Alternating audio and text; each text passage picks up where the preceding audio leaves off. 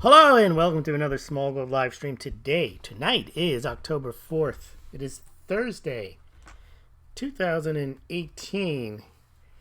And tonight's topic, breaking news. Trump just signaled the end of the petrodollar. Breaking news and analysis coming your way. Unique analysis, I would say.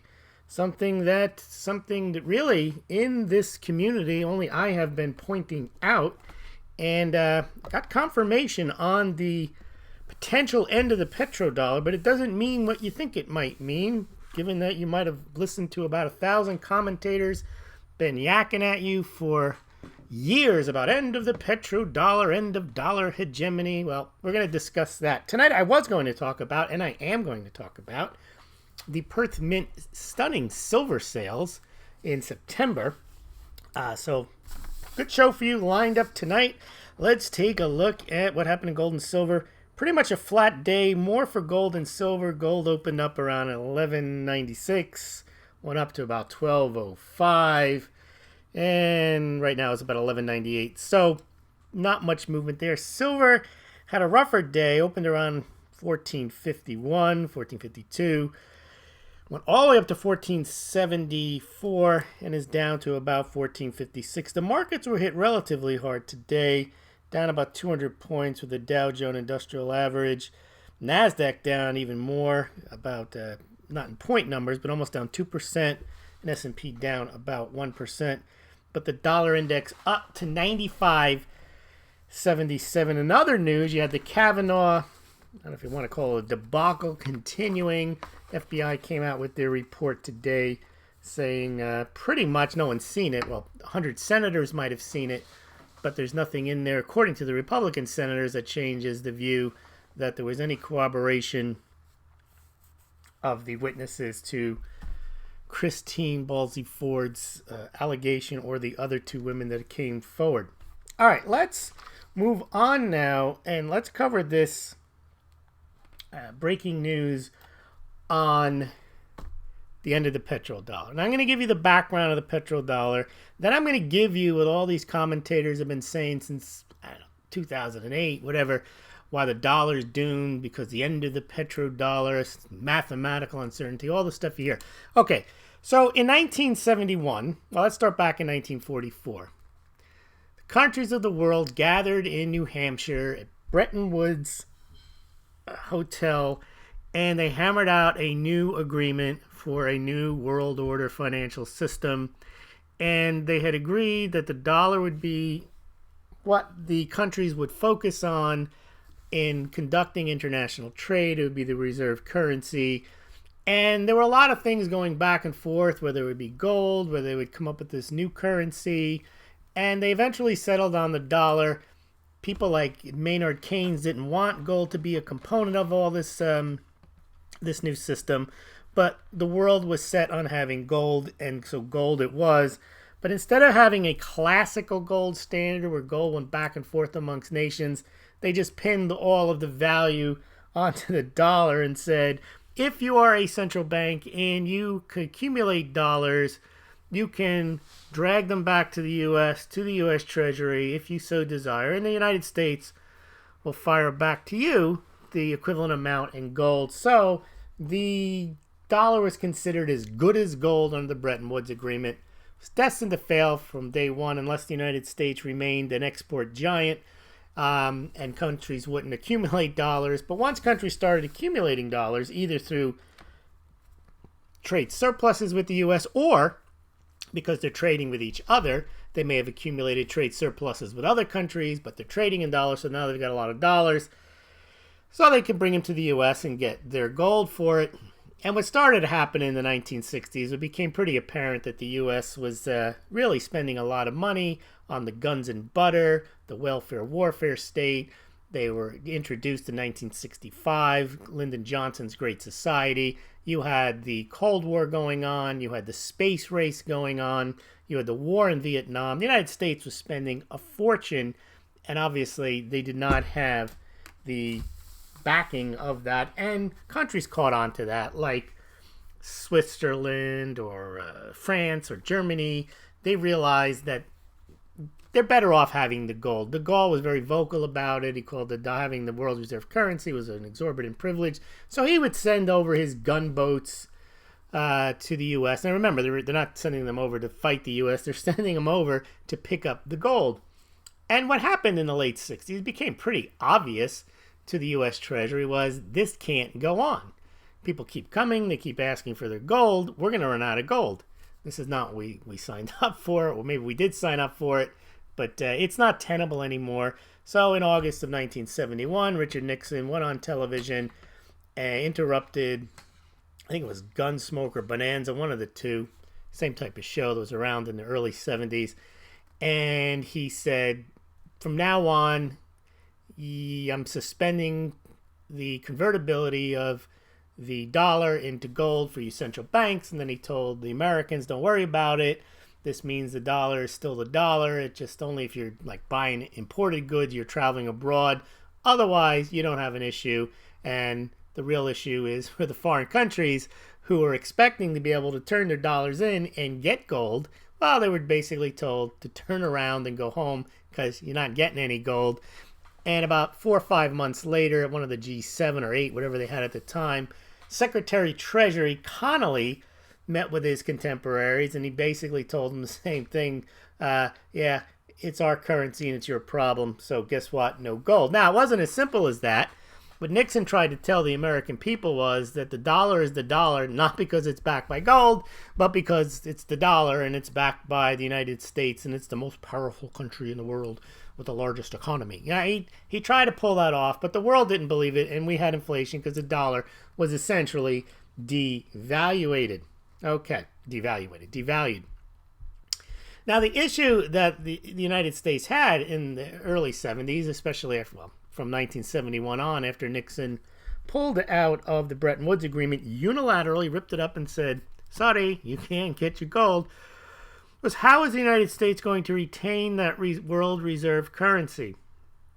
And so Nixon had Kissinger as an advisor.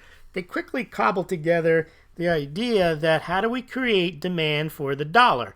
Now, there was a built-in demand for the dollar because A, it was the United States, and B, it was backed by gold, and the United States was the most powerful country on earth. So in 1944, and they signed the agreement, what more would you want? You wouldn't want some other currency. You certainly weren't going to take Italian lira, Spanish pesetas, or some other currency.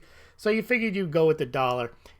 Well, now that the dollar is looking a little weaker, a lot weaker because it's not backed by gold, and now we see the United States is starting to really turn into the deficits because it's running slight trade deficits, but it's also having a lot of money expended in the welfare warfare state, the guns and butter. It wasn't a choice of guns or butter. It was guns and butter. Vietnam War and the Great Society and the space race trying to land a person on the moon. So why would anyone now want the dollar? Well, the Europeans got together and they thought, well, we really don't. And they try to lobby the United States to go back onto the gold standard, meaning they wanted the United States to reback the dollar with gold, and they held out some hope that that might happen for a couple of years. And in order to keep the dollar's hegemony, what they did was they got to Saudi Arabia and they said, listen, you're the world's largest oil producer. Every country in the world needs oil, and how are they going to pay for it? Well, here's what you got to do, Saudi Arabia. You price your oil in dollars and only in dollars, and then you tell any country that comes to you, you got to have dollars to buy our oil. And so they says, well, okay, but how does that work? And the United States says, well, we'll defend you. We'll pay for your military and you won't have to worry about it. And that was a big deal back then because back then they were always worried about the Russians because they were the Soviet Union and they might somehow make a move into the Middle East. They might get taken over. They were worried about Israel. They were worried about a lot of things. Saudi Arabia basically, back then especially, was just a bunch of oil fields and a lot of wide open space, and they were concerned that they could have military issues. The United States says, don't worry about it. We'll defend you. We'll sell you military hardware. We'll pay for your defense. All you got to do is price your oil in dollars and only accept dollars. Well, that pretty much satisfied the Europeans. Not that they liked it, but they realized, well, we don't like the idea that the dollar isn't back, but we still have to have these damn things because we need to buy oil from Saudi Arabia, and so does the rest of the world. I mean, after all, at the time, Saudi Arabia was far and ahead of everyone, all the other countries, at least in the free world. Remember, Russia or the Soviet Union, they've been an oil producer, but they weren't exporting outside of the Soviet Union. The United States was not a major oil player at the time, nor is really any other country. China was a backwater at the time. You're talking about 1972, 73. The main economic focus of the world was really only Europe and the United States at the time. And therefore, it was a matter of getting Europe on board with this new arrangement, this new petrodollar arrangement. And it did the trick. People didn't like it. The dollar did lose a lot of value in the 70s. There was a period in 1979, I believe, when Carter actually issued government bonds and he denominated them in Swiss francs. Why? Because people still didn't trust the dollar. So they had managed to avoid disaster by dropping the gold standard, but they did manage to keep the demand higher by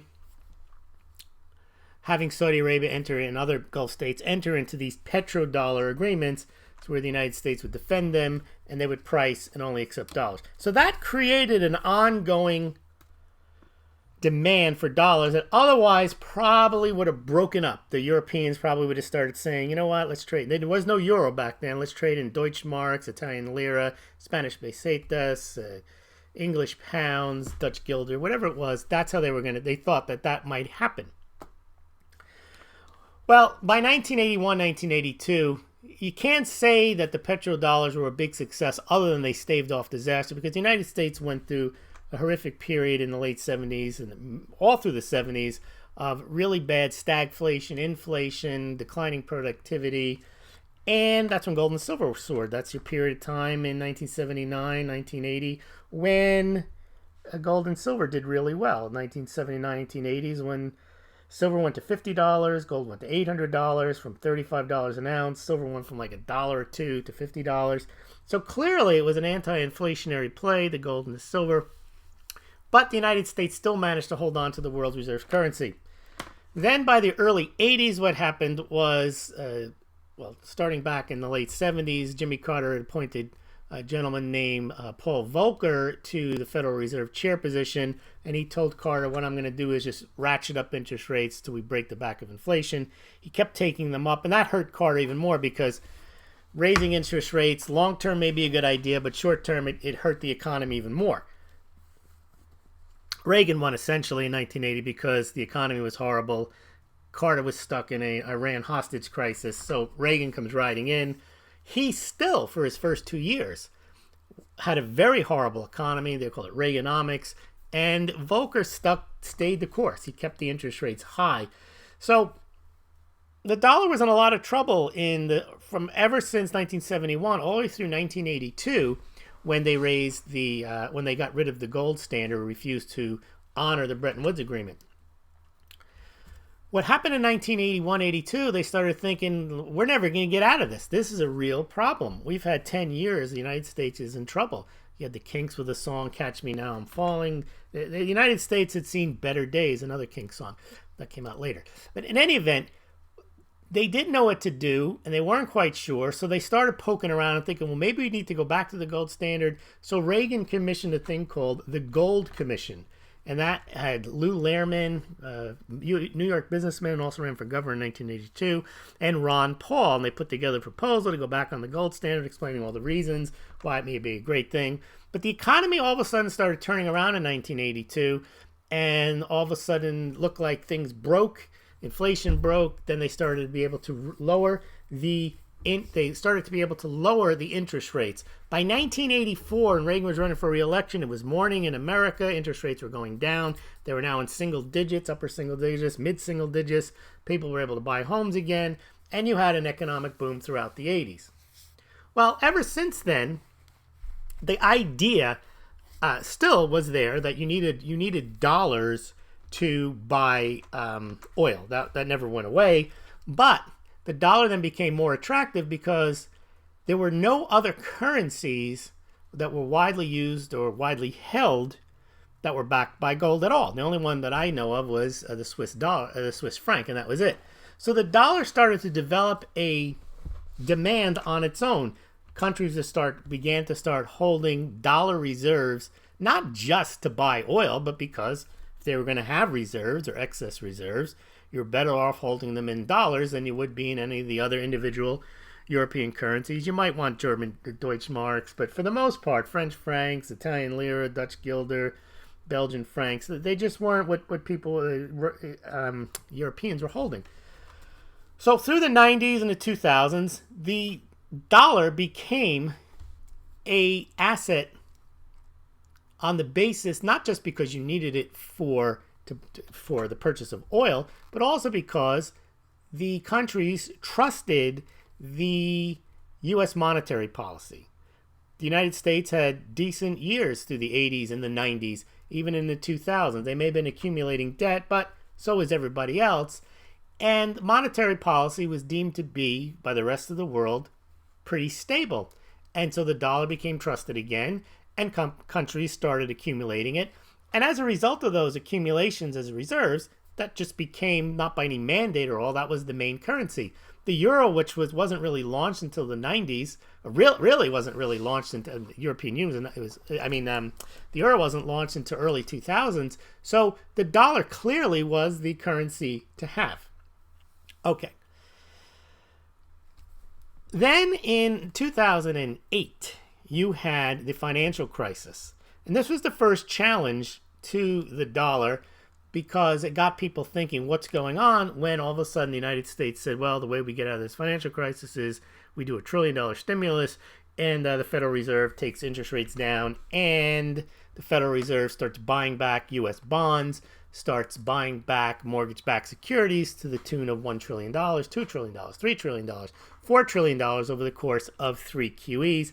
China starts getting upset, saying, what are you doing to the dollar? We didn't expect you to start printing this. We've been accumulating dollars. Everything was fine before this. And now all of a sudden you have a different dynamic. You got China is now becoming global power.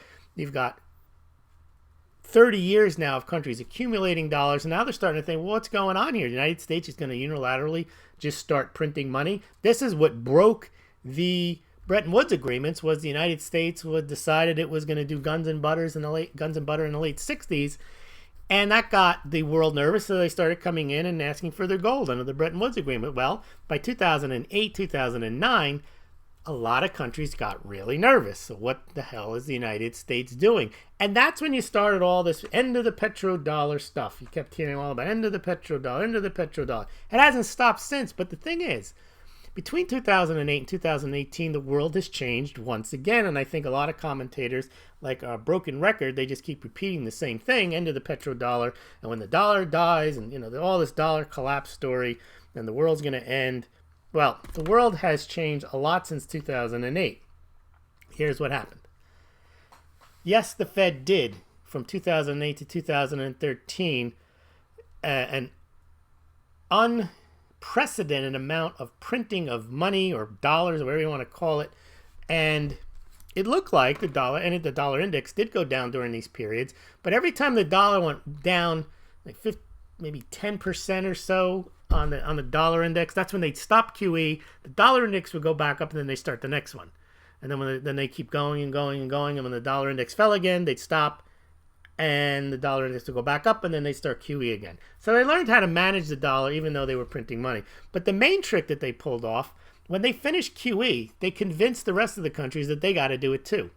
Well, that basically took the whole fiat system. This is the point I think people miss, is everybody's still focused on the 2008 to 2013 period where the dollar was being abused. We were racking up debts. We were buying our own debt.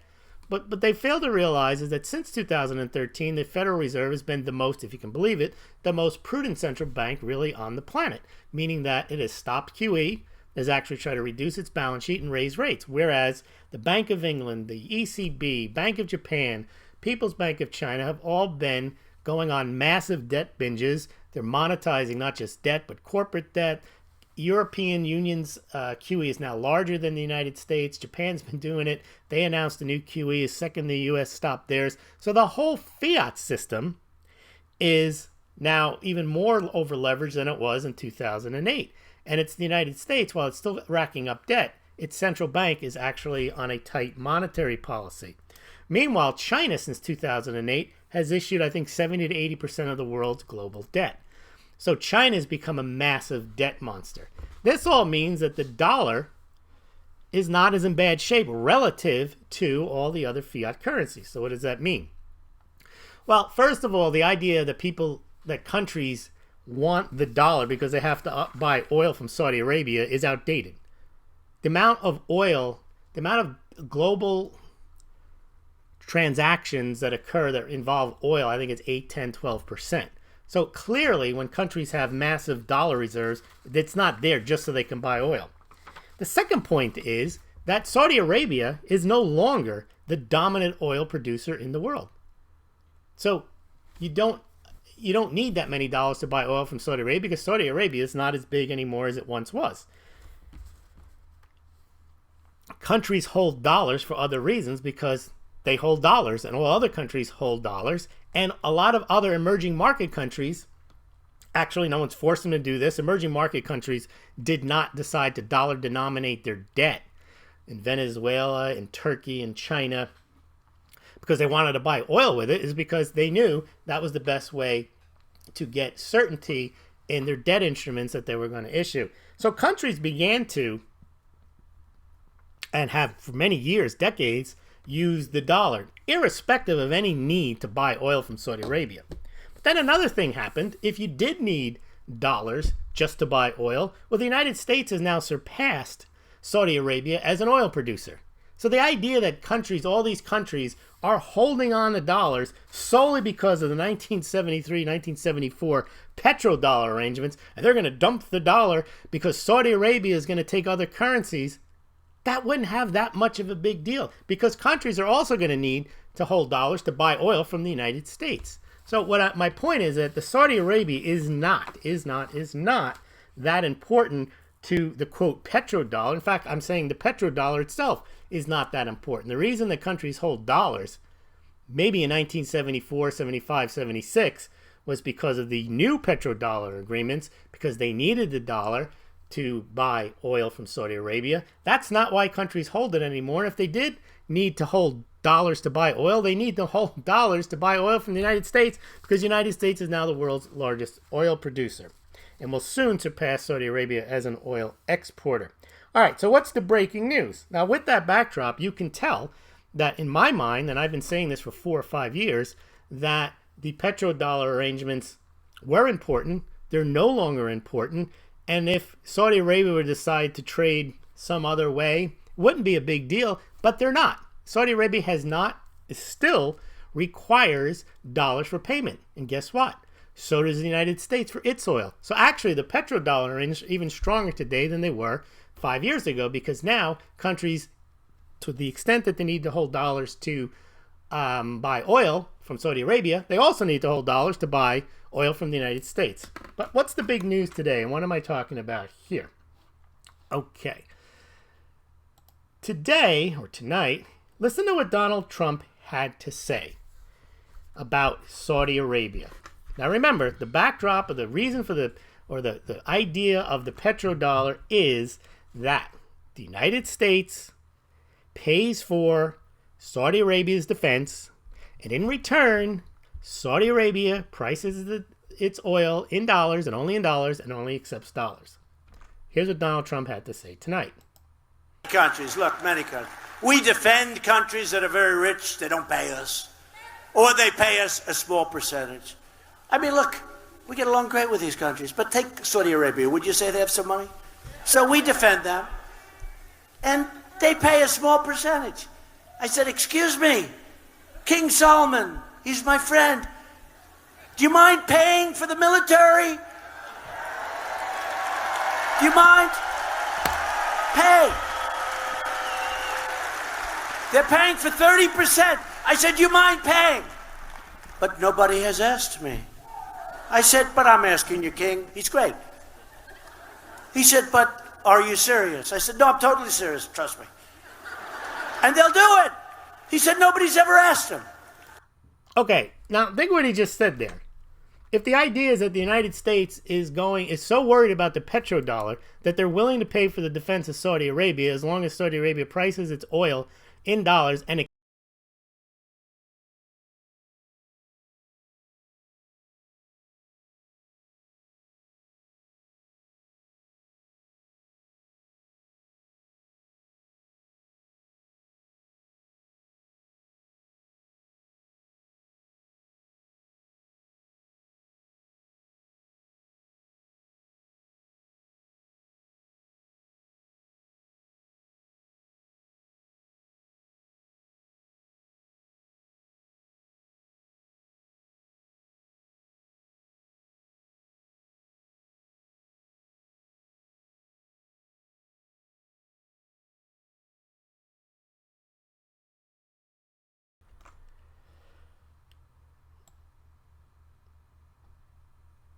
All right, we're back on. Sorry, I don't know what you missed, but what I was talking about was how Trump, I think you heard what Trump said. He basically said that, look, I don't care about these petrodollar arrangements.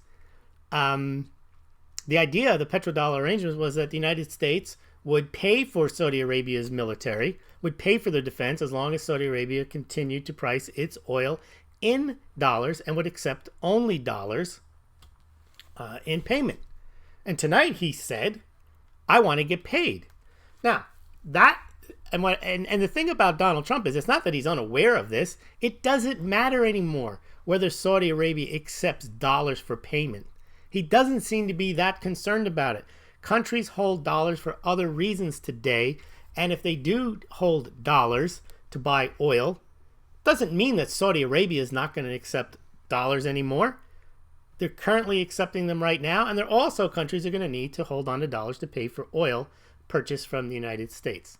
So what Donald Trump said was he wants Saudi Arabia to pay for their defense. The other thing he said, which was, I think, breaking news as well, was he was talking about pre-existing conditions and how we're going to make sure that any healthcare program or insurance will always include pre-existing condition, which is very expensive because it's a known risk and you have to insure against it knowing that you're going to have to pay it.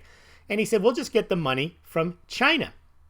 So again, the idea that this current arrangement with the petrodollar, the United States pays for its defense and in return it gets Saudi Arabia to price its oil in dollars and only accept dollars, doesn't seem to be worried about that. The other thing he doesn't seem to be worried about either is the idea of exporting U.S. debt so that China will work for dollars.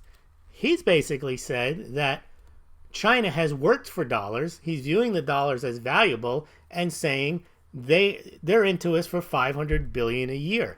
These are very, very significant statements, and they're 180 against what the U.S. policy has been in terms of dollar protection and just geopolitics. He's turned the entire table on China, where it used to be the U.S. policy was we think they sweat, which means the United States invents stuff, ships it out to China, they manufacture it, but then they've realized that sometimes when they ship the intellectual property to China, they steal it. And also, the idea is that since the world does run on dollars, or at least does currently, that China has amassed a lot of dollars as a result of the trade deals. So two very, very, very important things are going on here that we haven't seen before. All right.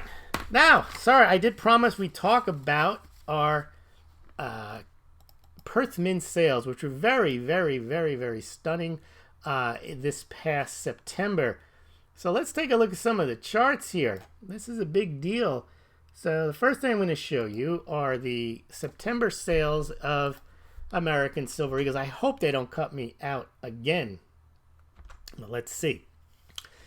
All right. So you see there the Silver Kangaroo. That's the 1 ounce bullion coin. Well, they sold 1.305 million Perth Mint Kangaroos in September. That's the most in a long, long time. Not on this chart. You don't see anything over 1.3 million. So this year has been not bad. It hasn't been as bad as the United States has been, but 1.305 ounces, or these are silver sales. This doesn't mean they sold 1,305,600 Australian silver kangaroos. They also sell other silver bullion coins, but the bulk of their silver sales is in Australian silver kangaroos because that's their bullion coin. They sell koalas and kookaburras and all these other coins, and they sell them in different sizes, but the bulk of these silver ounces is in the silver kangaroo. All right, let's take a look at another chart just to show you how this is going with the silver sales. Let's take a look year over year. So this is a chart showing this year versus last year, and we're still behind this year because we had that really weak period, if you can see on the chart there when it comes up. This spring and summer were not very good months for the Perth Mint or even the U.S. Mint, and you can see the red line is 2018, the blue is 2017, but you can see in August and September, year over year, the red line has finally started to pump ahead of the blue line. So year over year, Silver Eagle and Perth Mint silver sales are still down year over year, but the last 2 months have been a big spring upward, especially at the U.S. Mint, August and September. But you could see a big month in September sales at the Perth Mint. All right, let's take a look at 2 more charts. This one is a historic chart of the Perth Mint silver sales, and this one shows that we haven't had a month this strong going back to like January of 2016.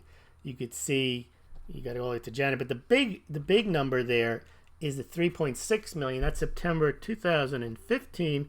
That is the month. We're in the middle of the month. The Perth Mint introduced that Australian silver kangaroo coin, and there was a Silver Eagle and Canadian Mint, Canadian Mint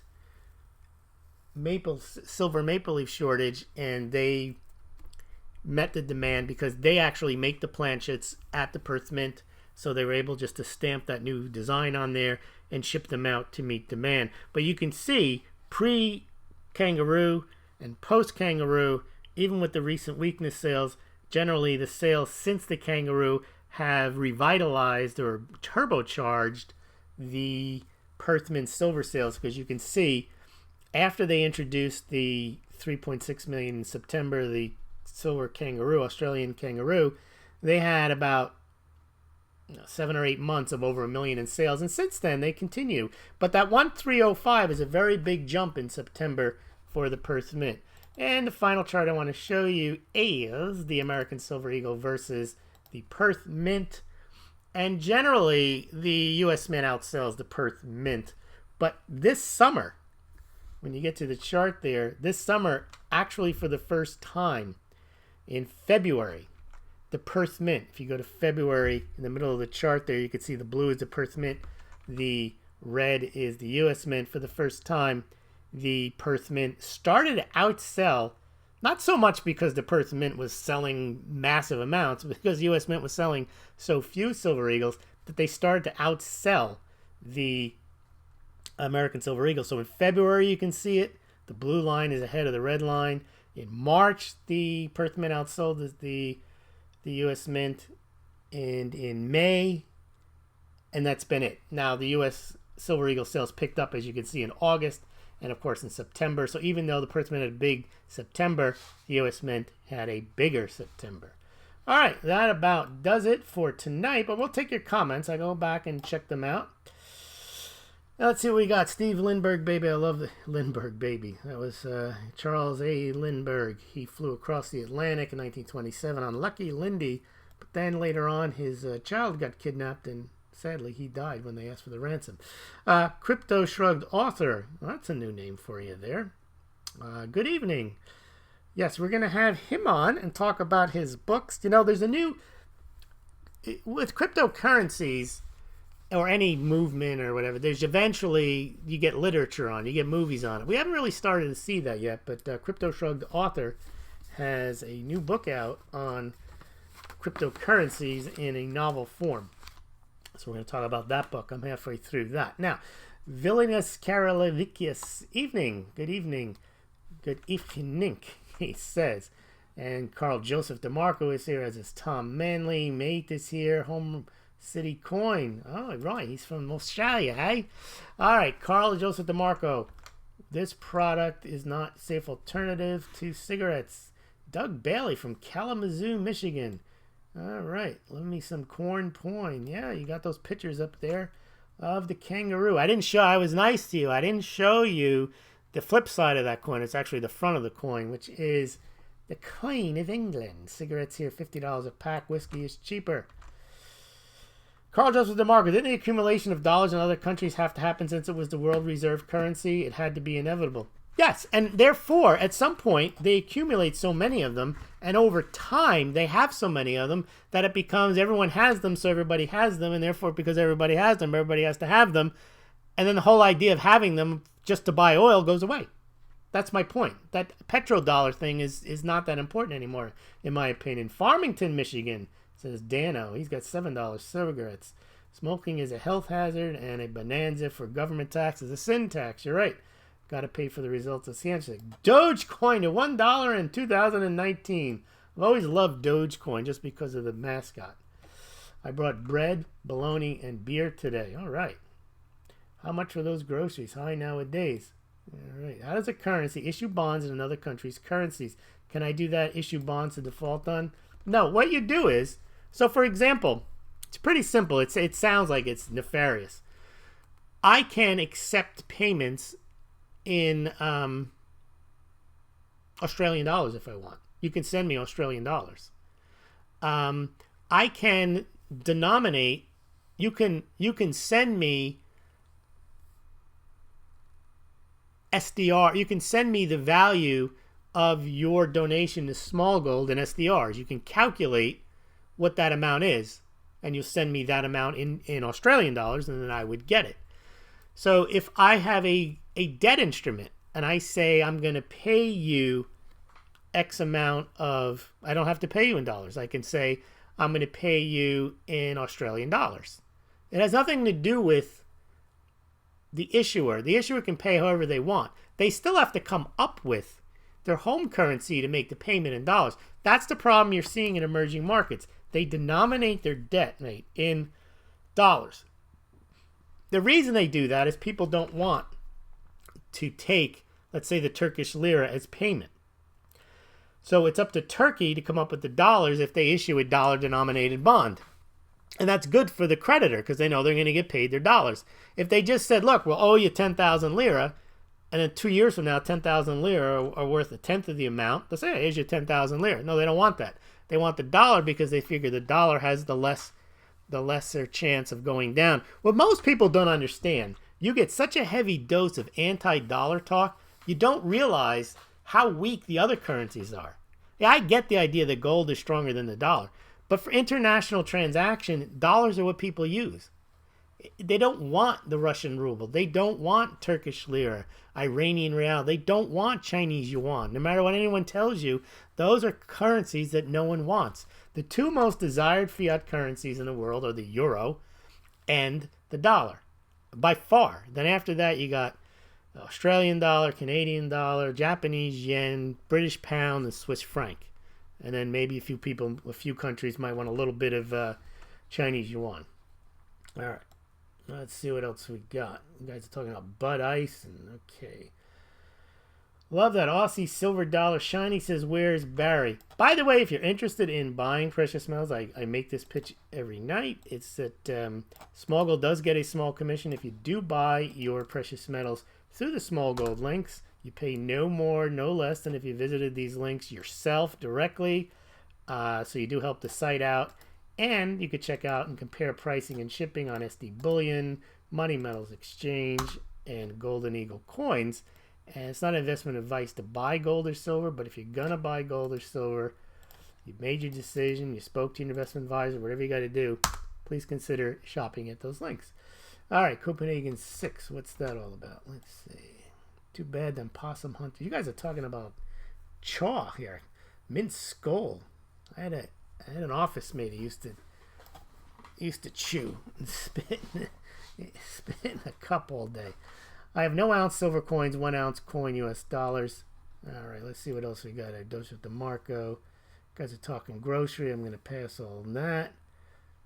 Muted, no sound. Yeah, then I got cut out. That happens all the time. I think the live stream dropped. It's CIA. Yeah, it's the CIA. Pina.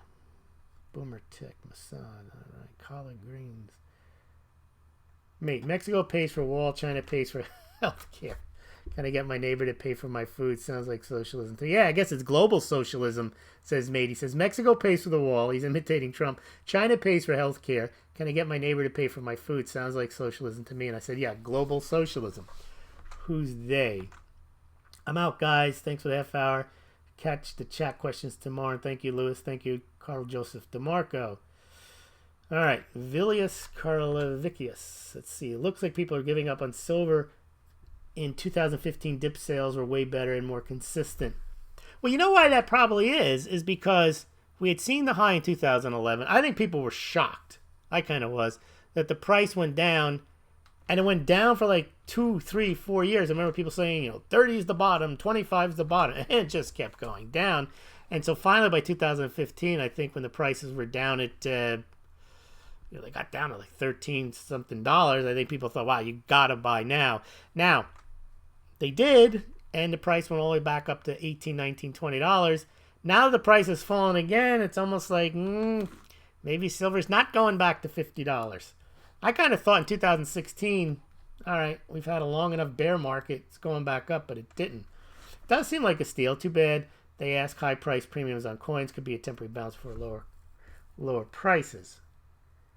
But if they want to end the petrodollar, that means a lot of dollars will come back. Well, no. Okay. Remember, you're thinking about the petrodollar as the dollar as a reserve currency. I'm thinking about the petrodollar in the narrow terms, Vilius.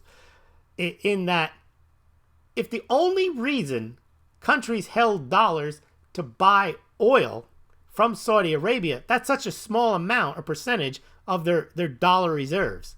That's my point. I'm not saying he's looking to tell everybody, screw the dollar, you don't need to hold the dollar. Well, that's the old way of thinking, is that if people, that the petrodollar was so important, that those arrangements were so important, that if they went away, it would mean dollar collapse and hyperinflation at home. No.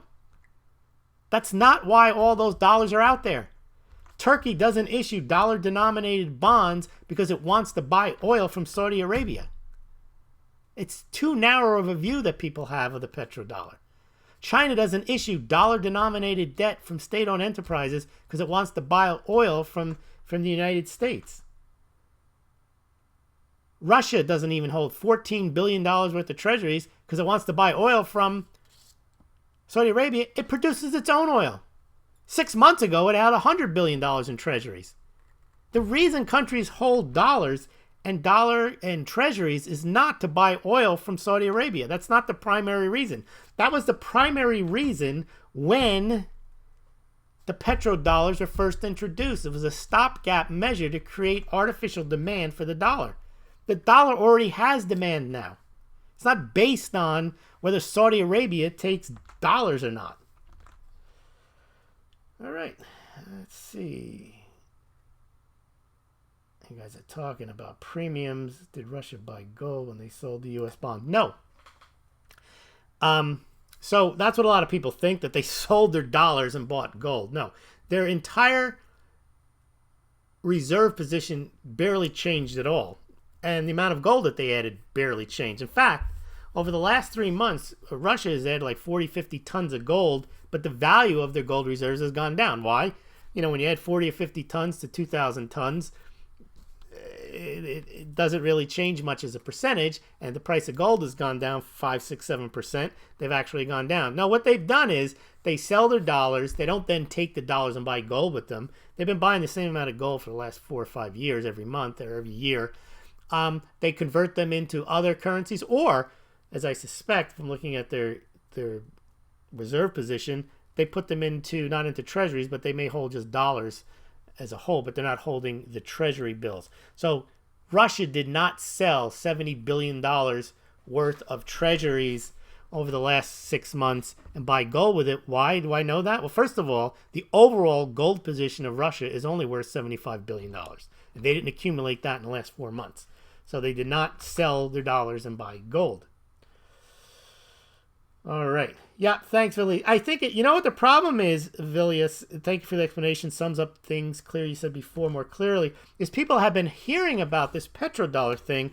Every precious metal site parrots the same story. End of the petrodollar, dollar collapse, just like COMEX default or gold back you on. And they repeat it so often that you take it as such a fact, and it's almost, you don't even think that the world has changed since 1974, 1975. The world has changed a lot since 2008 to 2018. All right, everyone, I want to thank you for joining. Please remember to subscribe to Smaulgld.com. Subscribe to this. Oh, by the way, I forgot to mention at the beginning, I interviewed yesterday, for those people who are interested in cryptocurrencies. I know some of you are, if you're not, you're not. I interviewed a guy named Johnny Moore. He works in the payment systems. He's a payment processor And he's a big Litecoin fan. I had him on to talk about how Litecoin works as a payment currency. Most people are interested in cryptocurrencies either because they want to make money, they want to see how high the price goes, but or they're interested in the technology behind it. But very few people are interested in what the hell the thing is good. What's it used for? And he gave a good explanation of what Litecoin is good for, how it works, how it fits into the payment processing system. What are the advantages of using Litecoin as a currency versus credit cards and so on. So please check that out. That was up last night. Still the first article on Smaulgld.com. So please check that out. Thank you very much, everybody. And please consider becoming a Smaulgld patron. I got 17